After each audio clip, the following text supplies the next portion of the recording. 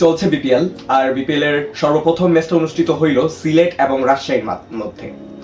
What a game ভাই, গেমটা অসাধারণ একটা ম্যাচ হইছে আজকে রাজশাহী এবং সিলেটের মধ্যে। সিলেট প্রথমে ব্যাটিং এ গেল, রাজশাহী যদিও কিনা টসে জিতছে। সিলেট দুর্দান্ত ব্যাটিং করছে, ইমন, আফিফ এবং অন্যান্য ব্যাটসম্যানরা প্রত্যেককে মিলে সুন্দর একটা স্কোর তৈরি করছে, সেতে যাতে করে ম্যাচটা উইন পাওয়া যায়। তবে সিলেটের হয়তো ভাগ্য আজকে তাদের দুর্ভাগ্য ছিল, একমাত্র কিছু কারণও রয়েছে।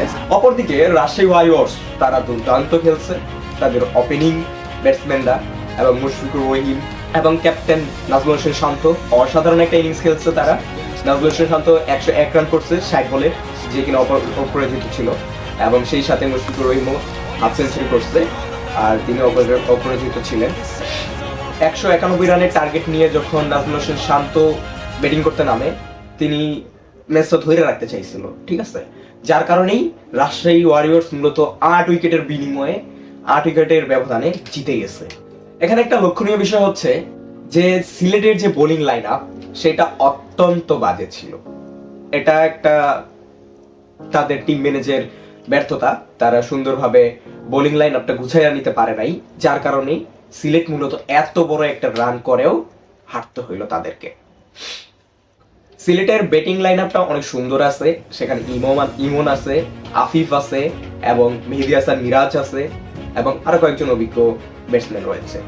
তবে বোলিং এ তাদের ছিল সায়েম আয়ুব, আর বোলিং এও মেহেদী হাসান মিরাজ, যেহেতু তিনি অলরাউন্ডার, সেক্ষেত্রে তার নাম রয়েছে।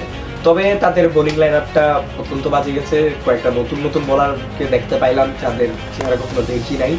তো ভালোভাবে বোলিংটা যদি একটু সাজাইতো তাইলে হয়তো বা তারা রানটাকে এবং তারা রাজশাহী ওয়ারিয়র্সকে সুন্দরভাবে দমাইতে পারতো। আবার যদি আমরা রাজশাহী ওয়ারিয়র্স মুশফিকুর রহিমের দিকে যদি তাকাই, তিনি কিন্তু অলরেডি টি20 ফরম্যাট থেকে পুরোপুরি রিটায়ার নিয়ে নিছে। তবে তিনি বিপিএল এর মতো ফ্র্যাঞ্চাইজি খেলতেছেন, তাছাড়া অন্য কোনো ফ্র্যাঞ্চাইজি বা অন্য কোনো টুর্নামেন্ট তিনি খেলতেছেন না, শুধুমাত্র বিপিএলই কন্টিনিউ করতেছেন। তার ব্যাটিং দেখা ভাই মনে হবে না যে তিনি রিটায়ার নিছে।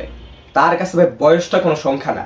38 বছর বয়সে আইসা এত সুন্দরভাবে ফিটনেস নিয়া মাঠের মধ্যে ব্যাটিং করতেছে, অসাধারণ ভাই, কথা বলার মতো না, জাস্ট দেখতে মন চায়।